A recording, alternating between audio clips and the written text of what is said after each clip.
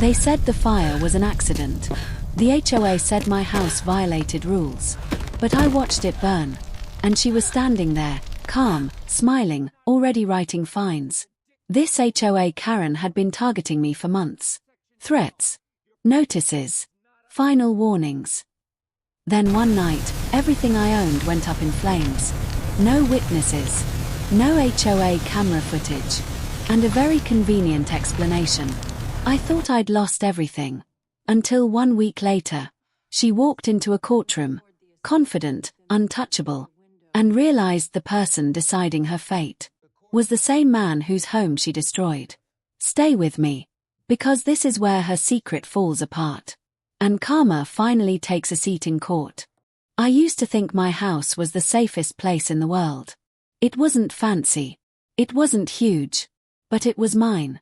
I bought it 15 years ago, back when the neighborhood still felt human. Kids rode bikes. Neighbors waved. People talked over fences instead of sending emails. The HOA existed, sure, but it stayed quiet. It handled lawns. Trash days. Basic stuff. That changed the year Karen became the HOA board president. At first, no one noticed. That's how these things start. She wasn't loud. She wasn't openly aggressive. She was polite. Smiling. Always holding a clipboard. But the rules started multiplying. New emails every week. New updates. New clarifications. Paint shades were suddenly unacceptable. Fence heights were remeasured. Mailboxes were photographed. It felt less like a neighborhood and more like surveillance. My first notice came on a Tuesday morning. I remember because I was late for work and nearly threw it away with the junk mail. HOA violation. Final notice. Final notice for what? Apparently, the wooden trim near my garage was weathered beyond approved standards. I laughed at first. The trim had looked the same for 10 years. I fixed it anyway. I didn't want trouble. That was my first mistake. The second notice came 2 weeks later. This time, it was about my backyard. The HOA claimed my landscaping was non-compliant because I had dry leaves near the fence. They called it a fire hazard. I cleaned it up the same day. Still, the fines came. $50. Then $100. Then $200. Each notice was signed by Karen. Same neat handwriting. Same smiley face at the bottom of the email. Just doing my job smiling face. I tried talking to her in person. She was standing in her driveway when I walked over. Arms crossed. Sunglasses on. Clipboard tucked against her chest. "Hey," I said. "Can we talk about these notices?" She smiled like she'd been waiting. "Oh, of course," she said. "I'm always open to communication." I explained that I'd fixed every issue. That the fines felt excessive. That it was getting hard to keep up. She nodded slowly. Then she said something that stuck with me. "Well, rules are rules. If we let one person slide, the whole neighborhood suffers." Her voice was calm. Her eyes were not. That's when I realized this wasn't about rules. It was about control. The notices kept coming. My mailbox. My driveway cracks. My trash cans being visible for too long. Once, I was fined because my garage door was open for more than 20 minutes. 20 minutes. I appealed the fines. Every appeal was denied. Always by the board. Which Karen controlled. Neighbors started avoiding me. Not because they didn't like me. Because they were scared. One neighbor pulled me aside one evening. "Just pay her," he whispered. "She ruined the Johnsons. Don't fight her." I asked what he meant. He shook his head. Lost their savings in fines and legal fees. Moved out. That was the first time I felt real fear. I wasn't some troublemaker. I paid my dues. I followed rules. But Karen kept pushing. Then came the letters. Not emails. Printed letters. Thick paper. Official tone. Final warning. Legal action pending. Non-compliance will result in severe consequences. I stopped paying the fines. Not because I wanted to fight. Because they were illegal. I had a lawyer friend look them over. He confirmed it. Half the rules she was enforcing were never voted on, never recorded, never approved. I sent a formal response. Polite, professional, firm. I asked for documentation. I never got it. Instead, Karen showed up at my house. Unannounced. I was working in my garage when her shadow fell across the driveway. I looked up. She stood there with 2 other board members. Both silent. Karen spoke. We need to do a property inspection. I asked for notice. She smiled. This is a courtesy visit. She walked past me. Into my garage. Into my backyard. Taking pictures. Measuring things. Pointing. This is a violation. That's not approved. This could be considered unsafe. I told her to leave. Her smile faded for the first time. You're being hostile, she said. I'll have to note that. That night, I got another email. This one was different. Short. Cold. You've left us no choice. The next week, I noticed the HOA cameras pointed toward my property. They'd always been there, technically. But now they were angled. Focused. Watching. I installed my own security cameras.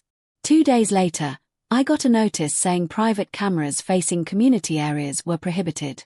Karen personally delivered that one. She stood on my porch while I read it. You're escalating things, she said softly.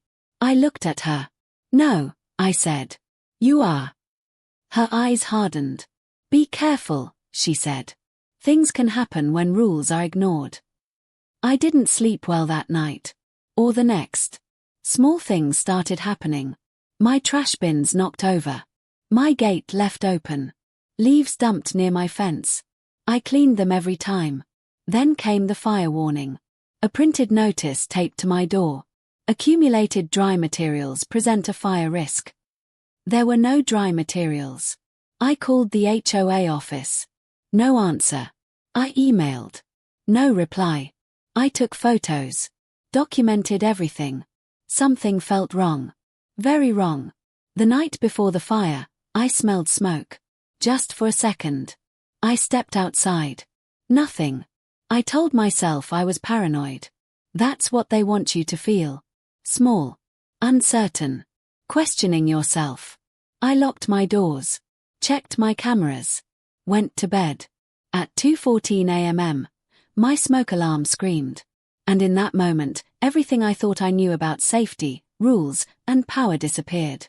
Because this wasn't about fines anymore. It was about punishment. And someone had decided I needed to learn a lesson. The sound that woke me wasn't the alarm at first. It was heat. A thick, heavy heat that felt wrong. Like the air itself was pressing down on me. Then the smoke alarm screamed. I sat up too fast. My head spun. The room was already hazy, the kind of haze that doesn't belong indoors. My throat burned before I even stood up. I swung my legs off the bed and stepped onto the floor. It was warm. That's when panic hit. I ran to the bedroom door and opened it. Smoke rolled in like a wave. Dark. Thick. Moving fast. I could hear something popping and cracking from the other side of the house. Fire. I grabbed my phone from the nightstand. No shoes. No jacket. Just my phone and my keys. Training kicked in, the kind you don't remember learning. Get out. I moved low, covering my mouth with my shirt, pushing toward the front door. The hallway was glowing orange. Not bright flames yet. Just the reflection of them. Like the house itself was warning me.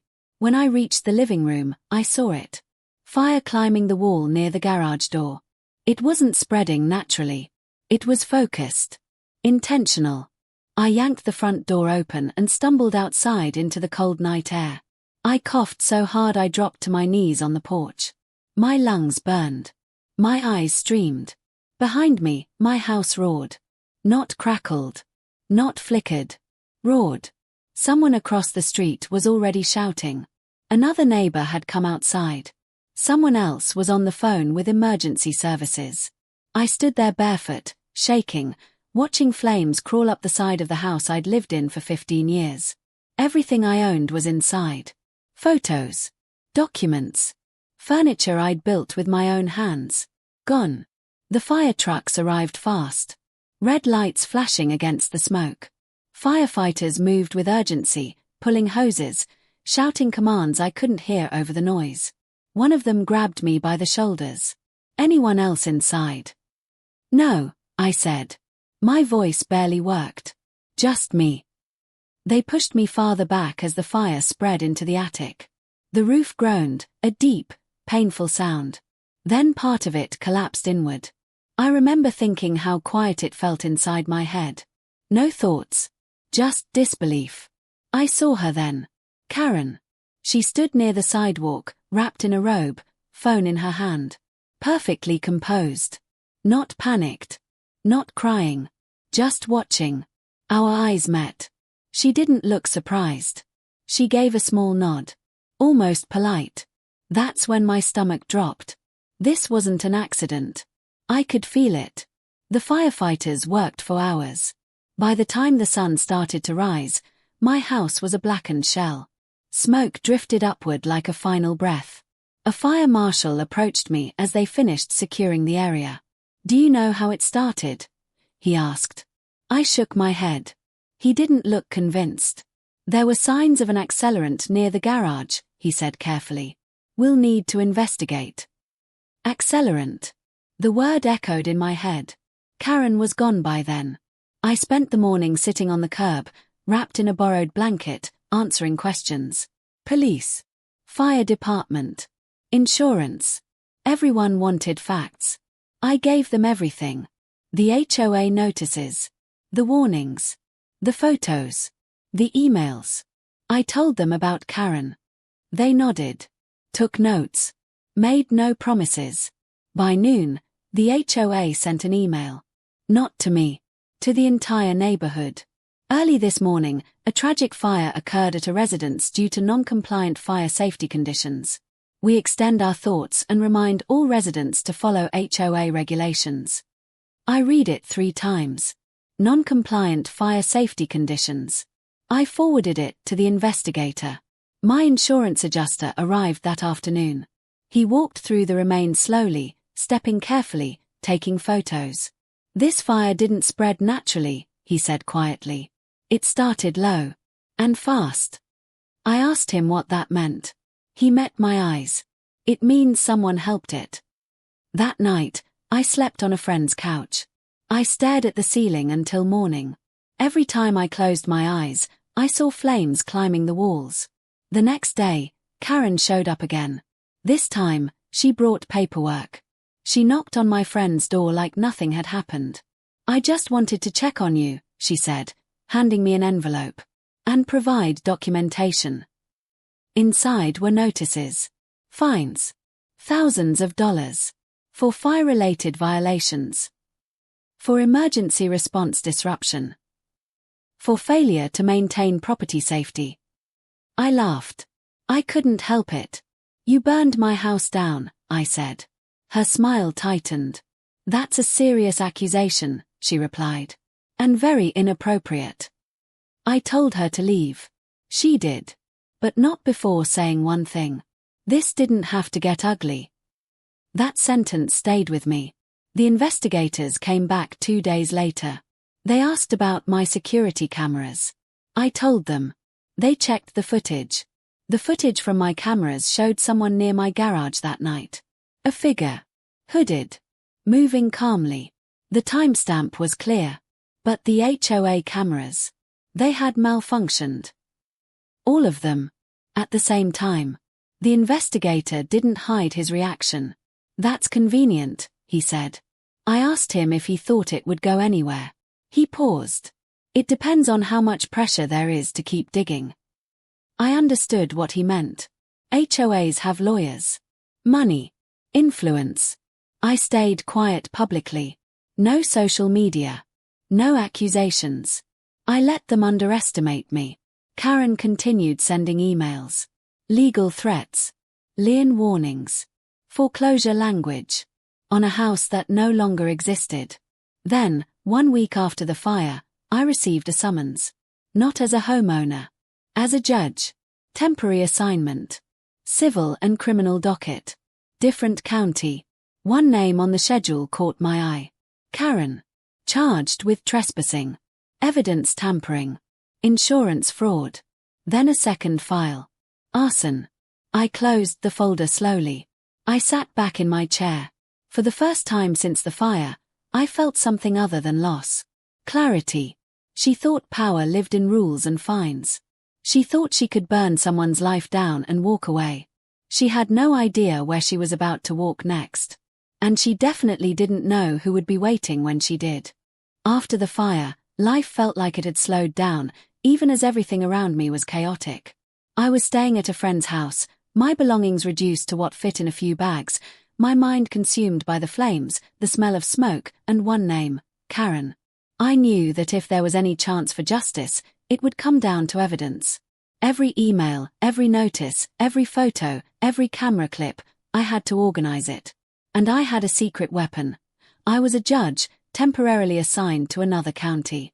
I had the knowledge to understand how evidence could work for or against someone in court. The first step was compiling everything. HOA violation letters spanning months, emails threatening legal action, fines and notices, including the fire-related charges that were absurd, photos of my property, pre-fire security camera footage from my cameras. I spent days going through every single document, creating a timeline. Every incident Karen had enforced, every fine she'd sent, and every warning she'd issued went into a spreadsheet. I needed to prove motive, pattern, and intent. One late night, I realized something chilling. Looking at my security footage frame by frame, there was movement in the driveway near the garage hours before the fire. Someone had placed something, possibly accelerant, against the garage door. The timestamp was 1:45 a.m.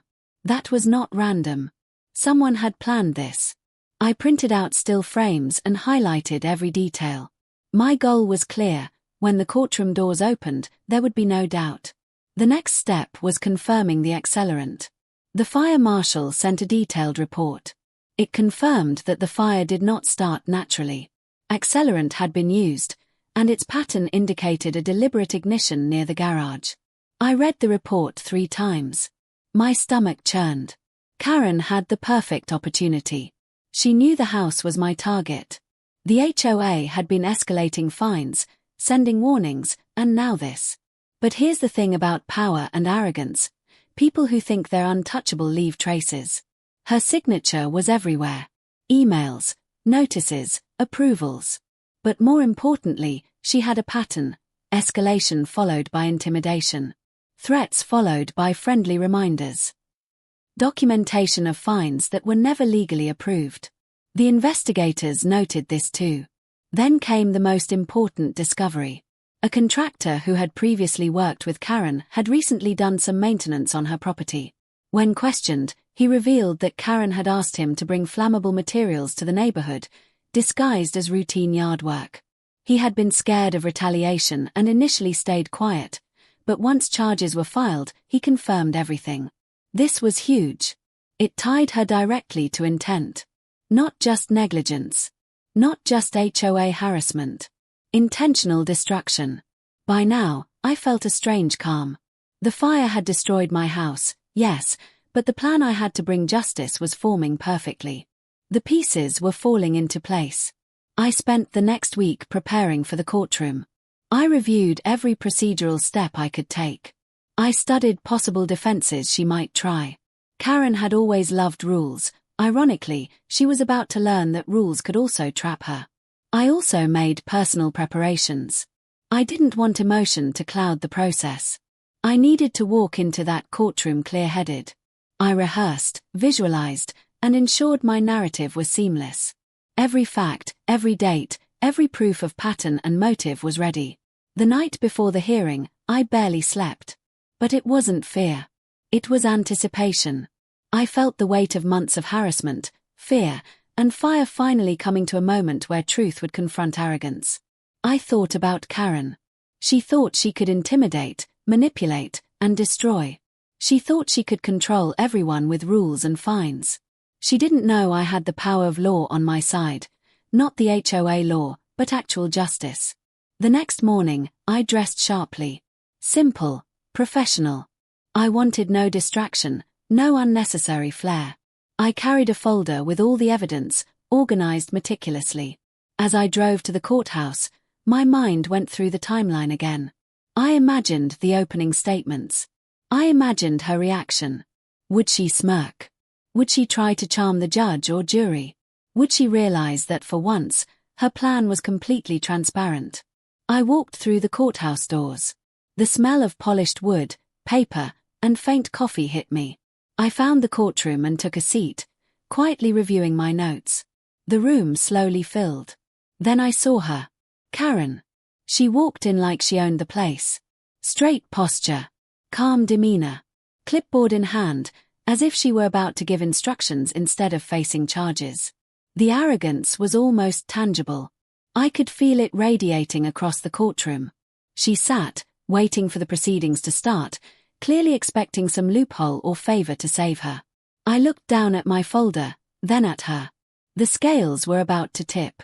I had one goal: expose every single action, every single lie, every single attempt to intimidate or manipulate, and prove without doubt that this fire was not an accident. The moment the bailiff called the case, my heart rate steadied. Months of planning, documentation, and careful evidence gathering all led to this moment. Justice wasn't just possible, it was imminent. As the judge called the first witness, I felt a strange mix of satisfaction and anticipation. The story of fire, fear, and HOA tyranny was about to be told, loudly, clearly, and with no way for Karen to spin it. This was the calm before the storm. And the storm was about to begin. The morning of the hearing, I arrived early. The courtroom was quiet, save for a few clerks and lawyers shuffling papers. I could feel the weight of what was about to happen, the culmination of months of harassment, fines, and fear. Karen entered the room a few minutes later, perfectly composed. Her posture was straight, her smile faint but present, like she was confident nothing could touch her. The irony was thick. This was the same woman who had stood in my driveway weeks earlier, calm as the flames consumed my house. Now, she was the defendant, and I could finally see her vulnerability. The bailiff called the case. I took a deep breath and opened my folder, reviewing the timeline one last time. Every email, every notice, every photo, every piece of evidence was in order. I had practiced this in my mind, visualizing each step. Nothing could go wrong if I remained calm. The prosecutor began with a clear and precise opening statement. She described the fire, the HOA violations, and the evidence of accelerant. Every word was meticulous, leaving no room for doubt. My eyes were on Karen the entire time. She shifted slightly in her seat but maintained a composed expression. When the first witness took the stand, I felt a chill. It was the fire marshal. His testimony was precise, factual, and devastating. He described the burn patterns, the accelerant, and the unusual speed at which the fire spread. Fire marshal, this fire did not occur naturally. Accelerants were used near the garage, indicating intentional ignition. The evidence suggests the fire was deliberately set. I watched Karen's reaction. For a moment, her carefully maintained composure faltered. Her hands clenched slightly. She looked away, perhaps hoping I wouldn't notice. But I did. I had seen that smirk before, the one that masks fear. And now, fear was creeping in. Next, a contractor who had previously worked for Karen was called. His testimony was subtle at first. He described routine maintenance tasks in the neighborhood but eventually revealed that Karen had asked him to move flammable materials in certain areas. His words were cautious, but the meaning was clear. Contractor. She asked me to place materials near the garage area. She said it was routine HOA compliance. At the time, I didn't question it, but now I realize it may have been intended to contribute to a fire. The courtroom murmured. Karen's lawyer tried to object, claiming hearsay, but the judge allowed the testimony. It was clear, factual, and damaging. Then came my turn. I had been subpoenaed as a witness, but my perspective as a homeowner and someone familiar with the HOA's pattern of behavior was critical. I took the stand and recounted the events leading up to the fire. I spoke calmly, clearly, without emotion overriding the facts. Me, For months, I received numerous fines and violation notices from the HOA, all enforced by Karen. Notices escalated without proper documentation. She frequently visited my property unannounced and took photos of my property, citing non-existent violations. On the night of the fire, my house caught fire under suspicious circumstances, and security footage shows a figure near the garage around the time the fire began. Karen shifted in her seat. Her eyes darted toward the jury. For the first time, she wasn't in control. I could see it in the subtle tension in her shoulders. She had always thought rules and intimidation gave her power. Now, the law was taking that power away. The prosecutor walked me through the timeline, asking about each notice, each email, each fine. I described Karen's actions in detail, showing how her harassment escalated to threats and ultimately, to a fire. Each question reinforced the narrative. This was not a random accident. This was planned, deliberate, and targeted. By mid-morning, the jury was visibly engaged. People leaned forward, listening to the sequence of events, the documented threats, and the mounting evidence against Karen. You could feel the energy shift. The room was no longer just a courtroom, it was a stage where truth was confronting arrogance. Karen's lawyer tried to poke holes in the story. He questioned the contractor, trying to paint him as unreliable. He questioned me, suggesting that I might be exaggerating the severity of the fines and notices. But every question I answered calmly, with facts and documentation to back it up. Every piece of evidence I presented had already been verified by investigators and fire marshals. The turning point came when the insurance investigator testified. He confirmed the use of accelerants and noted the lack of natural causes for the fire. He also mentioned the unusual failure of the HOA cameras during the time of the fire, implying potential tampering.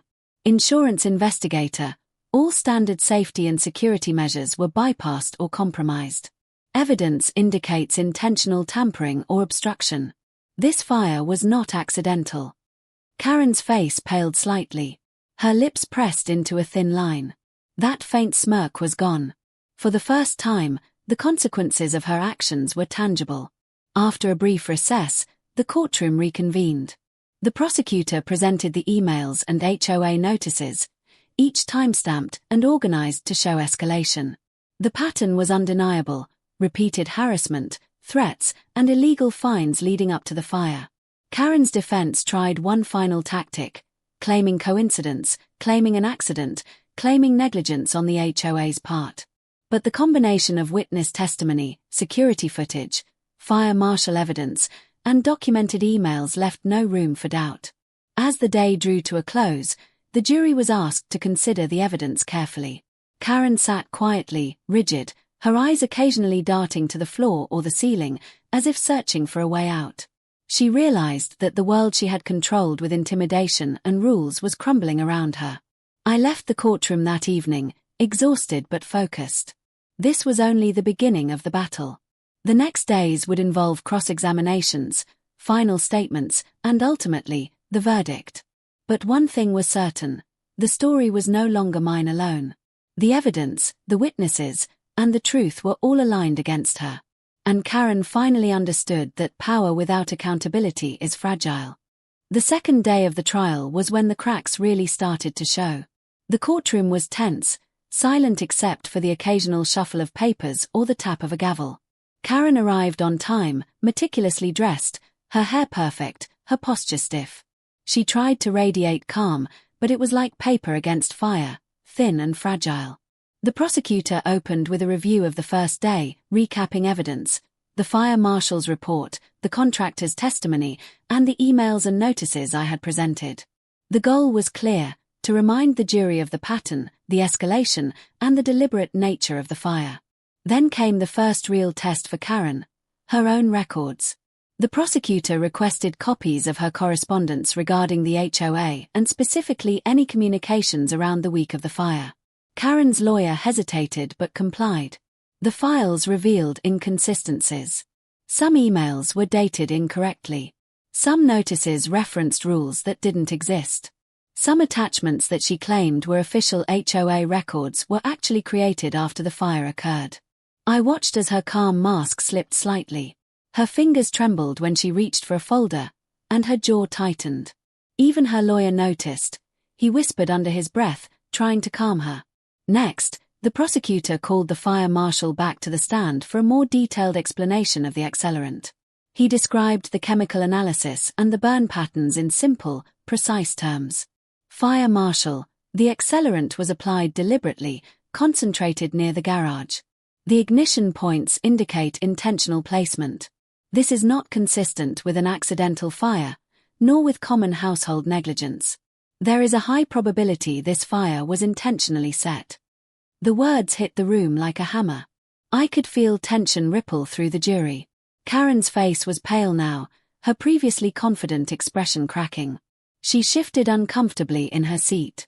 Then came the contractor. He took the stand again. His story, now in greater detail, outlined Karen's repeated requests to manipulate yard materials in the neighborhood. The prosecution highlighted how these requests coincided with my property, particularly near areas that later became critical ignition points.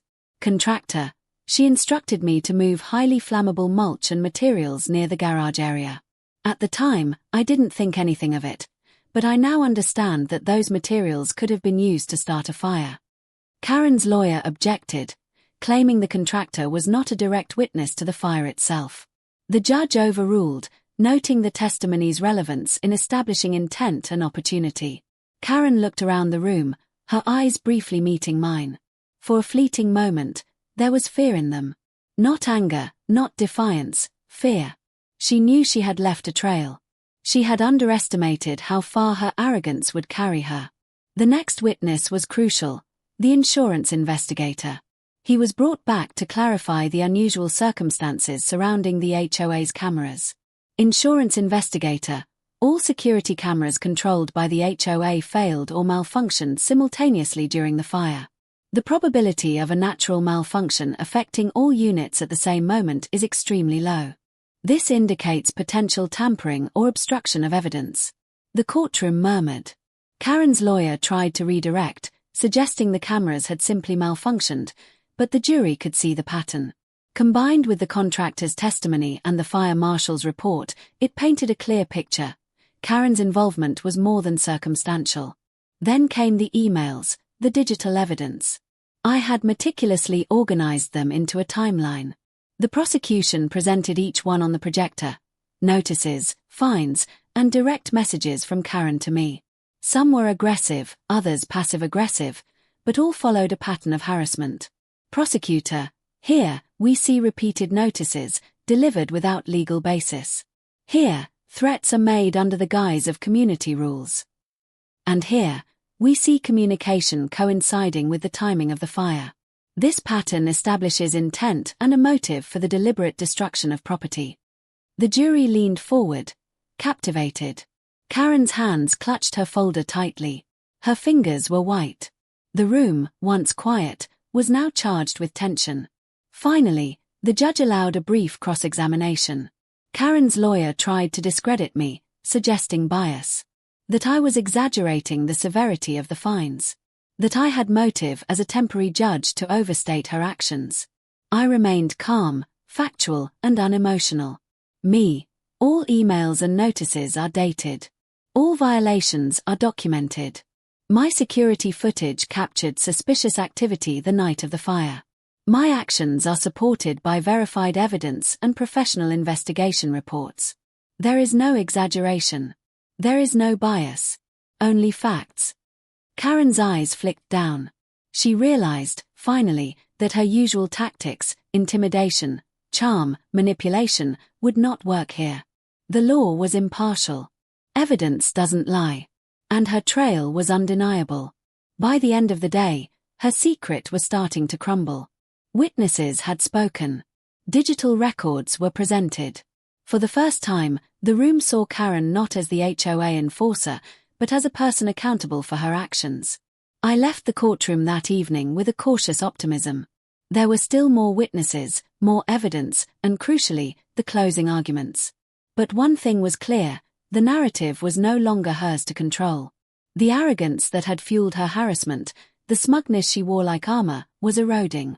And calmer, quiet, patient, and methodical, was waiting to take its course. The third day of the trial started with a sense of inevitability in the air. The courtroom was more crowded than before. Neighbors, reporters, and curious onlookers had come to watch a story that had become the talk of the community.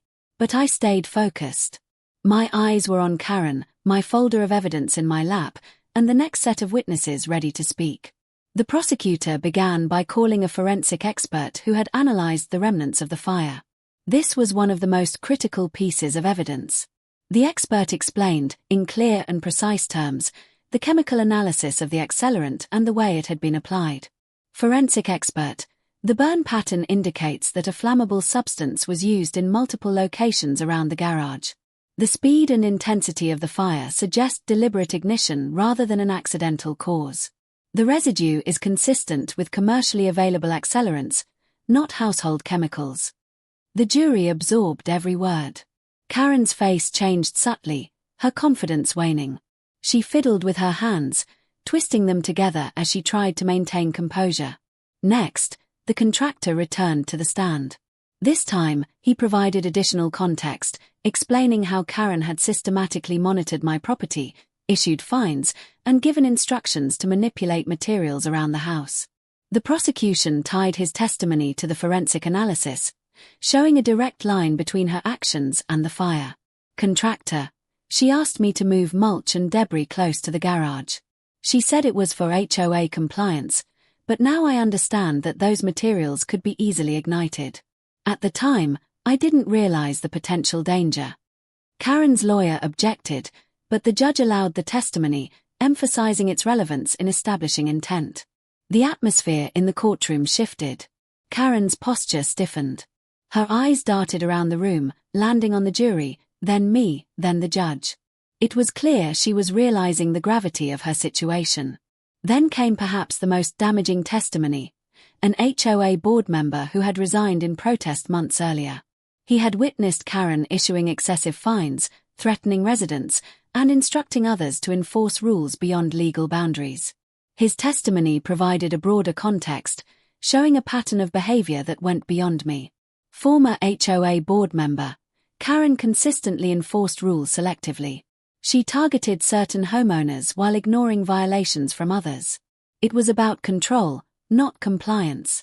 Her behavior escalated over time, and she seemed to take personal satisfaction in it.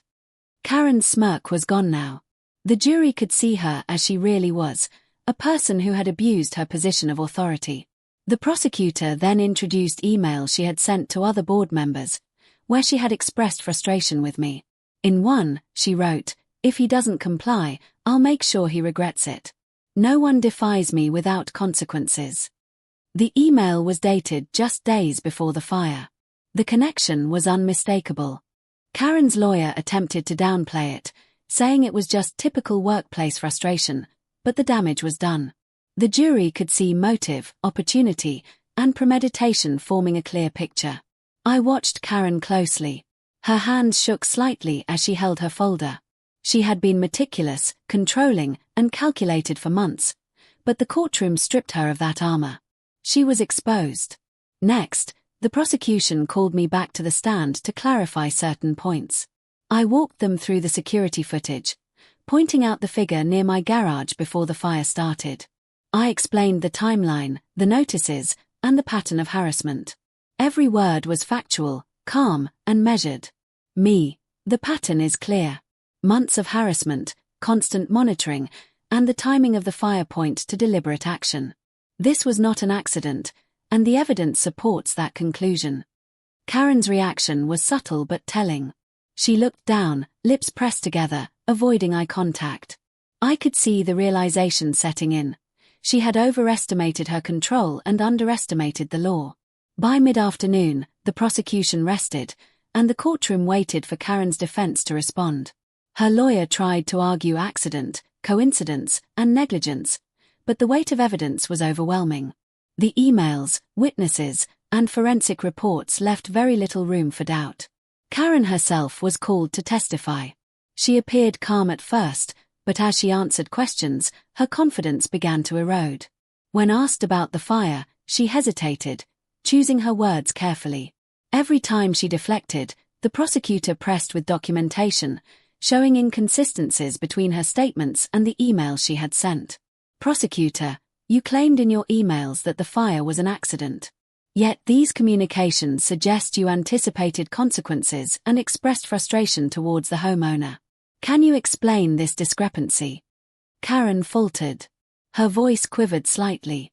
She tried to claim she had no direct involvement, that she was merely enforcing rules. But the jury could see the pattern. Intent was present, and it was deliberate. By the end of the day, Karen's carefully constructed image had cracked. She no longer seemed confident, smug, or untouchable. The pattern of harassment, her premeditated actions, and the evidence of accelerant had converged to expose her. The judge called a brief recess. I stepped outside, took a deep breath, and looked at the sky. It felt surreal. Months of fear, harassment, and destruction were culminating here, in a room where truth, law, and evidence held all the power. I knew the next day would be crucial. Closing statements. The story of fire, harassment, and karma was about to be summarized for the jury. And when that happened, there would be no hiding, no manipulation, no smirk. Karen's secret was fully exposed. The fourth day of the trial arrived, and the air in the courtroom was thick with anticipation. The witnesses had spoken. The emails had been presented. The forensic reports had been examined. By now, everyone in the room could see the pattern: harassment, premeditation, and the deliberate setting of a fire. Karen's carefully crafted facade of composure had been shattered, yet the final step remained: the closing arguments. The prosecutor went first. She spoke with precision, her voice steady but commanding, each word measured to emphasize the narrative the evidence had already established. Prosecutor, members of the jury, you have heard the testimony. You have seen the emails, the notices, and the patterns of harassment. You have heard from the fire marshal, the contractor, the insurance investigator, and the former HOA board member. This fire was not an accident. It was deliberate, calculated, and premeditated. Karen used her position of authority to harass and intimidate the homeowner, escalating her actions to the point of destruction. Intent is clear. Opportunity is clear. And motive is unmistakable. She paused, letting the weight of her words settle. The jury leaned in, eyes fixed, absorbing every detail. I felt a wave of calm satisfaction.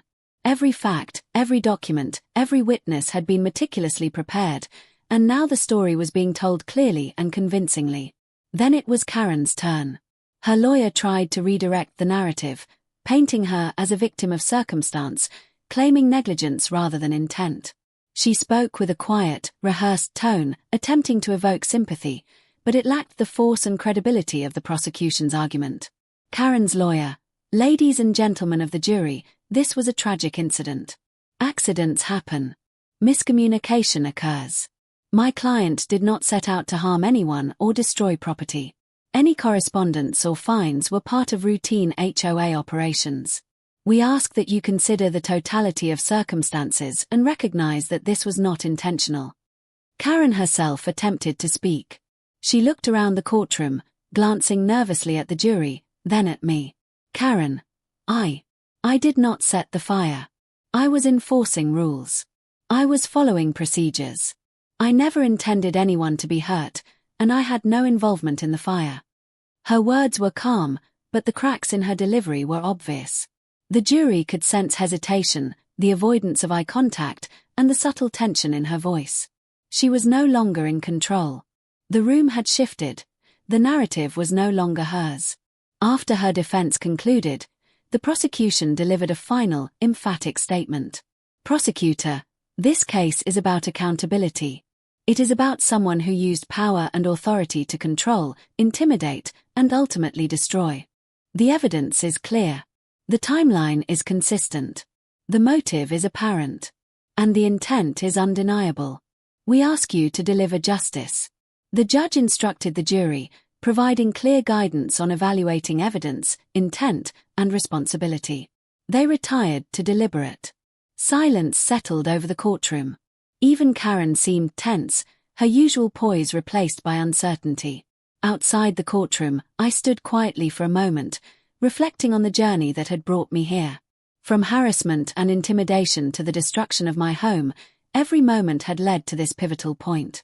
Months of fear and sleepless nights had built toward this moment of reckoning. Inside, the jury deliberated. Minutes felt like hours. Every creak of the door, every shuffle of papers, every distant conversation seemed amplified. I sat patiently, reviewing notes, preparing for questions that might arise, and focusing on the facts. Finally, after what felt like an eternity, the jury returned. The courtroom filled with anticipation, tension crackling like electricity. Karen's posture stiffened. Her fingers twitched. Every eye in the room was fixed on the jury as they handed their decision to the bailiff. The bailiff read aloud, "On the charge of arson, the jury finds the defendant guilty. On the charge of evidence tampering, the jury finds the defendant guilty. On the charge of insurance fraud, the jury finds the defendant guilty." A collective gasp moved through the courtroom. Karen's eyes widened. For the first time, the realization hit her fully: the law had spoken. The arrogance, the manipulation, the intimidation, none of it had protected her. She looked at me, and for a fleeting moment, I saw fear. Not anger, not defiance, but fear. The kind of fear that comes from knowing there is no escape. The jury's decision confirmed what months of planning and harassment could not hide: she was accountable. The judge finalized the ruling, confirming the guilty verdicts. Karen was led away in handcuffs, her composure gone, replaced by the weight of her actions. The courtroom settled into a quiet, almost reverent silence as the reality of justice sank in. I stayed seated for a moment, letting it all sink in.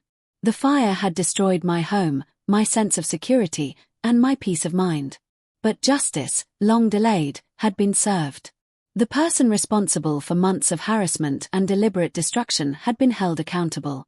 Outside the courtroom, the press approached, neighbors offered congratulations, and I felt a sense of closure I hadn't known was possible. The flames had consumed my home, but they hadn't consumed truth. And the scales had finally balanced. Karen's secret was gone. Her carefully constructed world of control and intimidation had crumbled under evidence, witnesses, and law. Karma had finally taken its place in the courtroom. The weight of the past months was lifting, replaced by the quiet satisfaction that justice, though painful and delayed, had been served. The fifth day of the trial was tense from the moment the courtroom doors opened. Karen arrived, her posture still rigid, but her face betrayed the strain that had been building over the last few days. She no longer had the confidence that had defined her interactions for months. Instead, there was a subtle tremor in her hands, a slight quiver in her voice, and a tightness around her jaw that even her carefully chosen attire could not conceal. The prosecution began the day with a review of the evidence, highlighting the key points from previous testimony. The jury had already seen the emails, the notices, the witness statements, and the forensic reports. Now, the prosecution aimed to weave them together into an unassailable narrative. Prosecutor: Ladies and gentlemen of the jury, what you have witnessed is a clear and deliberate pattern of abuse. Karen exploited her authority over the HOA to intimidate, threaten, and ultimately destroy property. She believed her position insulated her from consequences. But the evidence shows the truth: this was deliberate, premeditated, and actionable. The prosecutor then called a final witness, a neighbor who had seen Karen near my property in the days leading up to the fire. Her testimony was calm but precise, detailing unusual behavior and repeated visits to the property at odd hours. Neighbor: I noticed her taking measurements, sometimes late in the evening. She seemed focused on my neighbor's house more than any other in the neighborhood. It was strange, even for her usual oversight. Karen's lawyer attempted to counter by suggesting that the neighbor was exaggerating or misinterpreting events. But the jury could see the pattern. It was not a single isolated incident. It was consistent, methodical, and calculated. Then came Karen herself. She took the stand, and for the first time, I could see real fear in her eyes. She tried to maintain composure, answering questions carefully. Karen: I did not set the fire. I was enforcing HOA rules. Any disruptions were coincidental. I had no involvement in what happened that night. The prosecutor pushed further, presenting the emails and notices directly to her. Prosecutor: Karen, these emails show direct threats, pattern of harassment, and coordination of activities that led to property damage. Can you explain how this was coincidental? Karen's hands shook. She glanced down at the papers in front of her, then at the jury, then back to the prosecutor. The courtroom was silent except for the soft rustle of pages. For a moment, the mask of confidence she had worn for months completely fell away. She stammered, trying to respond, but the words faltered. Her carefully crafted defenses and manipulations no longer worked. The evidence was overwhelming, and the jury could see her attempts to deflect as desperate. Karen, voice trembling, I didn't mean for anything to happen. I was just following the rules. Her voice broke. The smirk was gone. Her composure completely shattered. I could see the realization in her eyes. She had underestimated the law, underestimated the process, and underestimated the determination of someone she had tormented for months. The prosecution concluded their argument with precision and clarity. They walked the jury through the timeline, the evidence, and the consequences of her actions. Each point reinforced the others, leaving no room for doubt. Prosecutor: The law exists to protect people from those who abuse power. Karen thought she was untouchable. She thought fines, harassment, and intimidation could shield her from consequences. Today, we ask you to hold her accountable. Today, justice must be served. Karen's lawyer attempted a final appeal to the jury's sympathy, but it was clear the impact was minimal. The pattern of harassment, the intentional fire, the deliberate actions, and the overwhelming evidence left little room for leniency. The judge provided final instructions to the jury, emphasizing their duty to weigh the evidence objectively and deliver a verdict based solely on facts. The jury retired to deliberate. The courtroom was tense, every second stretching into minutes that felt like hours. I sat quietly, reflecting on the months of harassment, the sleepless nights, the fire, and the destruction of everything I had built. It had been terrifying, overwhelming, and exhausting. Yet, every moment of preparation, every piece of evidence, every witness, and every documented email had led to this moment. After what felt like an eternity, the jury returned. The bailiff read the verdict aloud, each word echoing through the courtroom. On all charges, arson, evidence tampering, and insurance fraud, the defendant is found guilty. A collective murmur moved through the room. Karen's face went pale. For the first time, the gravity of her actions fully registered. She looked around, her eyes briefly meeting mine. Fear, shame, and realization replaced the arrogance that had defined her for so long. The judge finalized the ruling, confirming the guilty verdicts and scheduling sentencing. Karen was led away in handcuffs, her demeanor defeated. She had lost not only her freedom but also her influence, her credibility, and the illusion of control she had so carefully maintained. Outside the courtroom, neighbors and friends approached me. Some offered congratulations, others simply nodded in understanding. Months of fear, intimidation, and loss had led to this moment of closure. Justice, though delayed and hard-fought, had finally been served. I stood quietly for a moment, thinking of my home, the memories lost in the fire, and the long journey it had taken to reach justice. The flames had consumed my house, but they had not consumed the truth. Karen's arrogance and abuse of power had been exposed, and the scales of justice had been restored. For the first time in months, I felt a deep sense of relief. The ordeal had been harrowing, but the law had prevailed, and the person responsible had been held accountable. Karma, patience, and preparation had finally brought the story full circle. A few weeks after the guilty verdict, the courtroom reconvened for sentencing. Karen entered, her demeanor subdued. Gone was the arrogance, the smug composure, the aura of control she had once wielded like armor. Now she looked smaller, tense, anxious, aware of the consequences of her actions. The judge began by summarizing the charges and reviewing the evidence presented during the trial. Every action Karen had taken, the repeated fines, harassment, trespassing, and ultimately, the deliberate fire, was recounted. The judge's tone was firm but measured, emphasizing the severity of the offense and the impact on me, the homeowner, and the community. Judge: Karen, your actions have caused significant harm. Beyond the destruction of property, you have created fear, anxiety, and a sense of vulnerability in your community. The evidence clearly shows deliberate intent, a pattern of harassment, and abuse of authority. This court must impose a sentence that reflects the severity of these crimes and serves as a deterrent to such behavior. The prosecution requested a sentence that included imprisonment for arson, restitution for damages, and additional penalties for insurance fraud and tampering with evidence.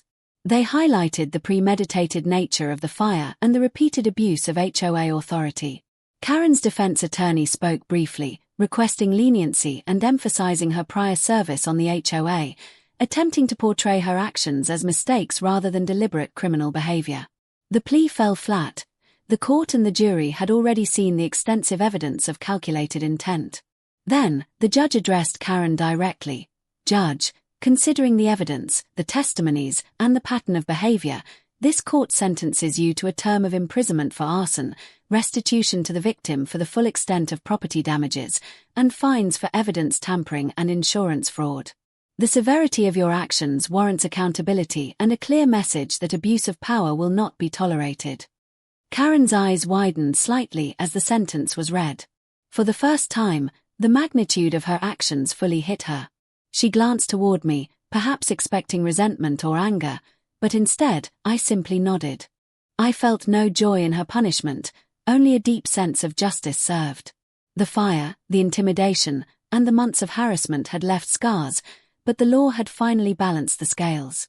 As she was led away, the courtroom felt heavier yet somehow lighter at the same time.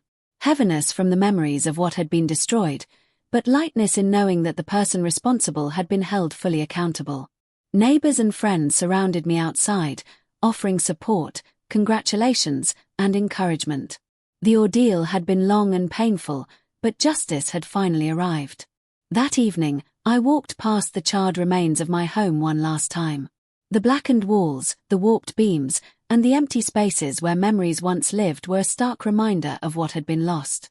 But amidst the ashes, there was a sense of closure. I had survived. I had documented, fought, and persevered. And now, the person who caused this destruction had faced the consequences of her actions.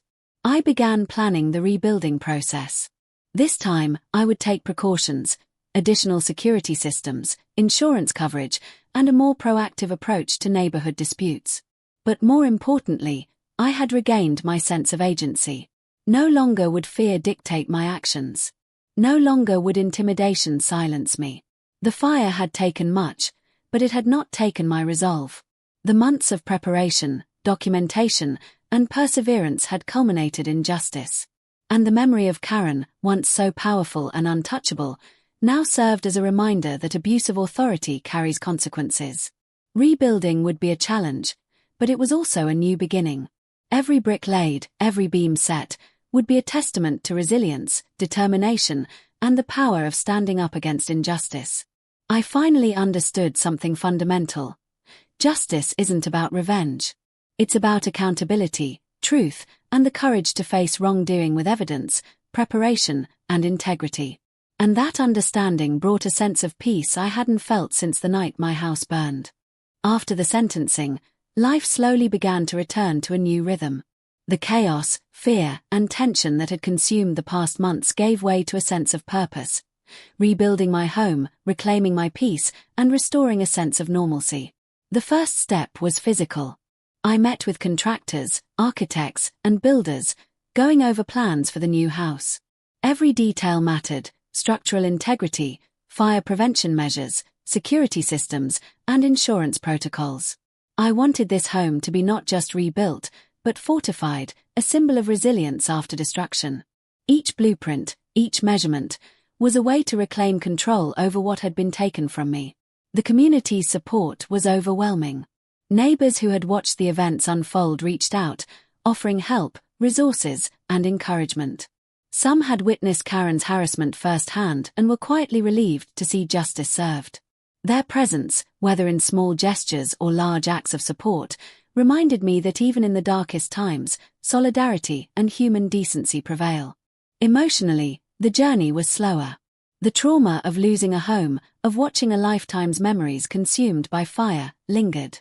I sought counseling and joined local support groups, sharing my story and listening to others who had endured similar hardships. Speaking about it, documenting it, and understanding my feelings became part of the healing process. During reconstruction, I found moments of reflection. Standing on the foundation of my new home, I thought about Karen. The arrogance, the manipulation, the fear she instilled. Yet, there was no satisfaction in her defeat. Justice had been served, yes, but the lesson was deeper. Power without accountability is fragile, and those who wield it recklessly will eventually face consequences. As walls rose and roofs were completed, I also rebuilt my life. Friendship strengthened, old routines resumed, and I returned to work with renewed focus. The fire, though devastating, had forced me to reevaluate priorities, protect my boundaries, and value the community and connections that mattered most. Months passed.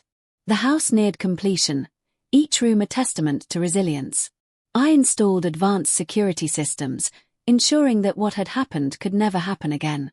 Yet, more than walls and locks, the most important reconstruction had been internal. Trust in my judgment, confidence in my ability to face adversity, and the knowledge that truth and preparation could prevail over intimidation. Finally, the day came to move back into the new home. Standing in the doorway, looking at the freshly painted walls, the solid beams, and the restored property, I felt a profound sense of closure. The fire had destroyed a physical structure, but it had not destroyed my spirit, my determination, or my ability to seek justice. Reflecting on the entire journey, I realized that the story wasn't just about arson or HOA harassment. It was about resilience, preparation, and the courage to stand against abuse of power. It was about knowing that fear can be overcome, that evidence and truth hold power, and that accountability is a necessary force in any community. Karen's chapter was closed. She faced imprisonment, restitution, and the consequences of her actions. Her attempts to control and intimidate were exposed to the world, leaving a clear warning. Manipulation and abuse have limits, and the law will hold those limits accountable. For me, the story ended not with vengeance, but with rebuilding, healing, and moving forward. Every brick, every wall, every decision in the new home symbolized recovery and determination. And as I walked through the rooms, I felt a quiet sense of peace. I had faced fear, chaos, and destruction, and emerged stronger, wiser, and fully in control of my life once again. The flames had consumed my house, but they had not consumed justice, truth, or resilience. And that made all the difference.